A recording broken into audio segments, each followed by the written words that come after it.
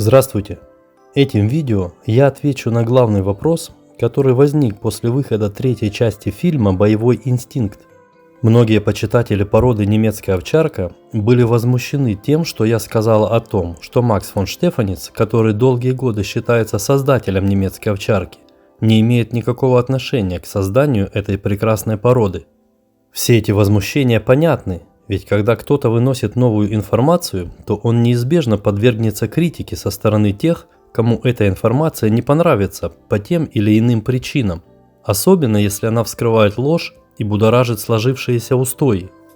Большинство людей, изучая различного рода информацию, не анализируют ее, а принимают за истину ввиду авторитета того, кто ее преподносит. Так и в случае с историей породы немецкая овчарка. Никого даже не смущает то, что эксперты СВ в качестве доказательств приводят историю, которую они же сами и написали. Да и кто может подвергнуть сомнению авторитет СВ? Никому такое даже и в голову не придет, ведь этот союз для всех владельцев немецкой овчарки – законодатель всего, что касается этой породы. В фильме «Боевой инстинкт» я говорю о том, что вся история немецкой овчарки является фальшивой. А Макс фон Штефаниц просто был назначен на роль создателя породы ввиду идеологических соображений учредителями СВ в 30-х годах прошлого века, которые на то время были сторонниками нацистской Германии. Здесь стоит сказать, что слепое признание многими специалистами авторитета СВ не дает им возможности увидеть даже того, что находится у них под самым носом. И сейчас я отвечу на все вопросы, полученные от разного рода специалистов породы немецкая овчарка, используя только лишь документальные данные самого же СВ. Надеюсь, что приверженцы этого союза не будут ставить под сомнение информацию их законодателя. Итак, по данным союза СВ, первые немецкие овчарки, принадлежащие барону фон Книге, были показаны на выставке в Ганновере в 1882 году. Это были кобели Кирас и Грейф. И тут мы уже имеем первую странность в истории СВ. Почему первых немецких овчарок показал не Макс фон Штефаниц, если он действительно создатель этой породы? Ведь всегда в истории кинологии первых представителей породы показывал именно ее создатель. Следующий факт. На момент показа первых немецких овчарок Максу фон Штефаницу было всего лишь 18 лет. Но самое интересное заключается в следующем. Данные о возрасте Грейфа и Кираса во время их первого показа на выставке разнятся от 2 до 4 лет. Возьмем за минимальный возраст, в котором выставлялись эти собаки, 2 года. Прибавим к этому то, что эти два кобеля представлялись на тот момент как представители новой породы. Ввиду этого они не могли быть первым звеном в создании породы. За ними должны были стоять еще несколько поколений предков, от которых берет свое начало порода. И как итог, мы получаем, что от начала создания породы до того момента, когда были показаны первые представители немецкой овчарки, должно было пройти как минимум 10 лет. И то это срок, который свернут по максимуму, потому что, учитывая историю создания разных пород собак, как правило, это 15 лет и более. Исходя из этих данных, получается, что Макс фон Штефаниц должен был начать выведение немецкой овчарки в возрасте 8 лет. Идем дальше. Днем рождения немецкой овчарки считается 3 апреля 1899 года. В этот день Макс фон Штефаниц приобрел кобеля по кличке Гектор, которого позже переименовал в Хоранда. Также принято считать, что именно Макс фон Штефаниц начал ведение племенных книг породы немецкая овчарка, при этом взяв Хоранда за ориентир в племенной работе и внес его в племенную книгу под номером 1. Но это очередная сказка СВ, которая опровергается их же документами. Рассмотрим для этого племенную базу союза СВ. Из учета племенных собак мы видим, что Хоранд использовался в племенной работе задолго до того, как стал собакой Макса фон Штефаница. И это видно из родословных собак того времени. На момент продажи Хоранда Максу фон Штефаницу он уже был не то что отцом многих немецких овчарок, но и дедом. В базе СВ указаны такие внуки Хоранда, как Беовульф или Пилот, рожденные в марте 1899 года. При этом, если вы посмотрите в родословные собак того времени, то увидите, что подавляющее количество потомков Хоранда были получены в результате имбридинга на него. А это говорит о том, что этот кобель уже тогда был взят за ориентир в племенной работе. Только вот Макс фон Штефаниц к этому не имел никакого отношения, так как на то время Хоранд принадлежал совершенно другому человеку. И я вам больше скажу, есть целый ряд фактов, которые указывают на то, что Хоранд, возможно, вообще никогда не принадлежал Максу фон Штефаницу. Его просто записали в историю как собаку великого мэтра. Ведь Хоранд признавался всеми специалистами как один из лучших, а то и самый лучший представитель породы. Поэтому в придуманной истории, естественно, такая собака должна была принадлежать именно создателю породы. Теперь давайте вспомним о Полуксе и Приме, которые являются прародителями всех немецких овчарок. Они были рождены в 1891 году. В это время Макс фон Штефаниц еще даже не думал заниматься собаками. Но вот скажите, вам не смешно, что создатель породы не имеет никакого отношения к собакам, которые являлись фундаментом племенной работы? Следующий момент.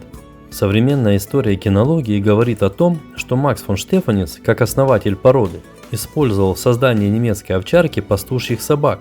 При этом говорится, что они были разного типа. Одни были крупными с висячими ушами, другие мелкими совершенно другого типа. Главным критерием для отбора являлось то, чтобы собака выполняла функции попасть в биовец. И тут возникает вопрос, а в какой период это происходило? Я вам скажу, что даже при всем желании такой период невозможно придумать. Его просто нельзя вставить ни в какие временные рамки ввиду хронологии событий и автобиографий всех, кто принимал участие в развитии породы немецкая овчарка, по версии самого же Союза СФАУ. Даже с учетом первого общества любителей немецкой овчарки Филакс, организованной Рихельманом и графом Ганом, которое просуществовало с 1891 по 1894 годы. Ведь опираясь на племенную базу Союза СФАУ, мы видим, что, к примеру, немецкая овчарка Грейф фон Шпарвассер, дата рождения которого указана 1879 годом, уже соответствует типу современной немецкой овчарки. Также и Гектор фон Швабен 1898 года рождения, или Беовульф 1899 года рождения, Фриц фон Шванинген 1895 года, Луч Шпарвассер 1895 года, да и сам Хоранд, который родился в 1895 году. Все эти собаки уже соответствовали современному типу немецких овчарок. При этом они появились на свет, когда Макс фон Штефаниц еще даже не начинал заниматься племенным разведением. Когда родился Грейф фон Шпарвассер, Максу фон Штефаницу было 15 лет, а когда родилась его любимая собака Хоранд, он служил в армии и даже и не подозревал, что когда-то будет заниматься разведением собак. На тот момент он был занят лошадьми. И еще один момент. На фотографиях, которые нам выдают за изображение тех первых немецких овчарок, которые якобы произошли от каких попало пастушьих собак, даже с учетом неудачных фотографий, мы можем заметить, что все эти собаки однотипные. И почему-то в большинстве своем эти собаки имеют окрас с присутствием больших белых отметин, так называемый пеги-окрас. Тут я еще раз напоминаю о белом бультерьере, как о предке всех немецких овчарок. Уважаемые эксперты немецкой овчарки, позвольте у вас спросить, какую породу создавал Макс фон Штефаниц? Ведь если посмотреть на племенную базу Союза СФАУ, то все становится на свои места. И без всяких сомнений понятно, что в племенной работе Макс фон Штефаниц использовал только лишь собак, которые были выведены до того, как он начал заниматься собаководством. И при этом все эти собаки уже были представителями одной породы – немецкая овчарка. Теперь я хочу сконцентрировать ваше внимание на том, что при создании новой породы на начальном этапе селекционеры, отбирая нужный тип потомства для дальнейшей племенной работы, неизменно приходят к использованию жесткого инбридинга.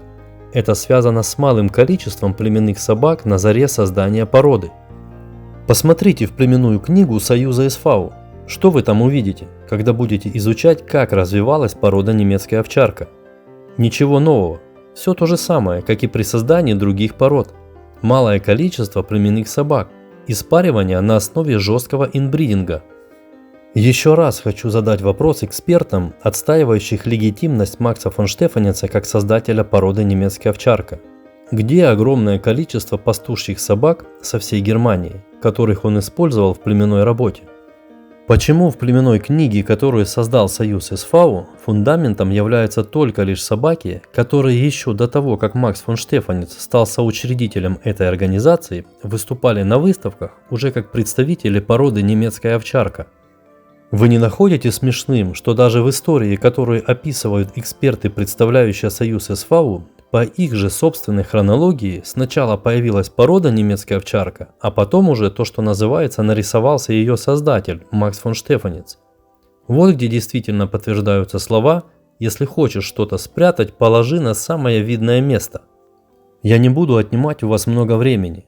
Те, кто хотят более подробно разобраться во всех перипетиях племенной базы Союза СФАУ, могут сами открыть ее и проанализировать. Здесь нужно сказать, что очень часто поднимался вопрос о том, что родословные немецких овчарок, в которых указываются предки, рожденные в первые годы после окончания Второй мировой войны, были весьма сомнительными, ввиду того, что во время войны учет племенного поголовья был практически невозможен. К тому же, в то время огромное количество племенных собак погибло, и после войны в племенной работе по восстановлению породы в большинстве своем принимали участие собаки без документов, которые собирались по всей Германии. Но для учеников Макса фон Штефаница, а именно они после войны взялись за восстановление породы, в родословных обязательно должна была сохраниться память о Хоранде, который кроме своих выдающихся качеств еще и представлялся как собака самого Макса фон Штефаница. Также очень важно было указать информацию и о других знаменитых предках немецкой овчарки, которые были фундаментом породы, чтобы сохранить историческую преемственность поколений. При этом нужно понимать, что подтвердить на 100% происхождение собак, которые использовались в племенной работе после войны, невозможно. Но в принципе это не важно, ведь неизменным является тот факт, что в крови всех немецких овчарок течет кровь вышеперечисленных знаменитых предков, так как порода берет свое начало от небольшой группы племенных собак. Теперь я хочу ответить еще на один вопрос. Так ли важна была для нацистов подмена истории породы немецкая овчарка? Тут ответ однозначный – да. Это был принципиальный вопрос. В третьей части фильма «Боевой инстинкт» я подробно об этом рассказываю. Адольф Гитлер был просто одержим всем, что было связано с собаками. Он был инициатором множества исследований, ужесточил законы и меры наказания для тех, кто издевался над собаками. Но особой страстью Гитлера была порода немецкая овчарка. Об этом со ссылкой на нацистские архивы пишут авторы разных книг. Чего только стоит упоминание о школе собак, которой руководила Маргарет Шмидт.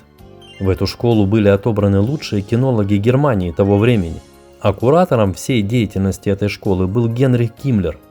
Собакам, прошедшим обучение в этой школе, приписывали разные чудеса, от проявления телепатии до произношения собакой звуков, похожих на «мой фюрер» и прочих. Адольф Гитлер с Евой Браун были частыми гостями этой школы, которая просуществовала с начала 30-х годов и до конца войны. Есть масса документальных подтверждений фанатичного отношения нацистов к породе немецкая овчарка. В архивах тех времен упоминается об идее уничтожения Иосифа Сталина немецкой овчаркой, рожденной от Блонди, любимой собаки Гитлера. Поэтому сама по себе подмена истории создания этой породы неудивительна. Да и как я уже говорил ранее, все учредители Союза СФАУ в те времена, включая и самого Макса фон Штефаница, были нацистами. Добавить по этому поводу я хочу еще то, что во времена Советского Союза, к примеру, в школах инструкторов службы собак пограничных войск, на теоретических занятиях курсанты изучали информацию, что в преддверии того, как советские войска вошли в Берлин, Гитлер лично дал указ об истреблении племенных питомников и документации немецкой овчарки и других национальных пород. И такие приказы касались не только собак. Нацистами были даны распоряжения на полное уничтожение племенных ферм, а также документации на ценнейшие породы животных. Также существует информация, что по приказу Гитлера на одном из питомников собрали более 400 немецких овчарок, лучших представителей породы. И Гитлер лично присутствовал при их истреблении, чтобы убедиться, что они не достанутся врагу. Еще один немаловажный нюанс. Есть множество видеокадров в период с конца 19 века и до 1935 года, на которых запечатлены собаки разных пород. На различных выставках они демонстрируют свои рабочие качества. И тут возникает вопрос, а где видеокадры немецких овчарок, запечатленных рядом со своим создателем, Максом фон Штефаницем, который признается одним из величайших мэтров кинологии за всю историю, так как создал самую популярную породу собак с ее непревзойденными рабочими качествами, благодаря которым на протяжении долгих десятилетий эта порода используется на службе в армии и полиции во всем мире. Ведь если верить историкам Союза СВ, то Макс фон Штефаниц огромное количество раз был главным судьей различных международных выставок, где выставлялась созданная им порода.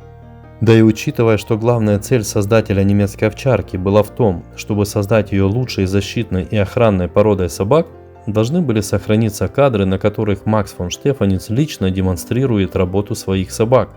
Но, увы, таких видеозаписей нет, и я думаю, вы понимаете почему. А видео из различных архивов, которые выдают за те, на которых Макс фон Штефаниц, очень сомнительные и не подтверждают, что на них великий кинолог. Можно, конечно, все завуалировать и сказать, что Макс фон Штефаниц просто объединил разрозненные течения по немецкой овчарке и организовал плановое разведение, тем самым став своего рода крестным отцом этой породы. И все в таком духе.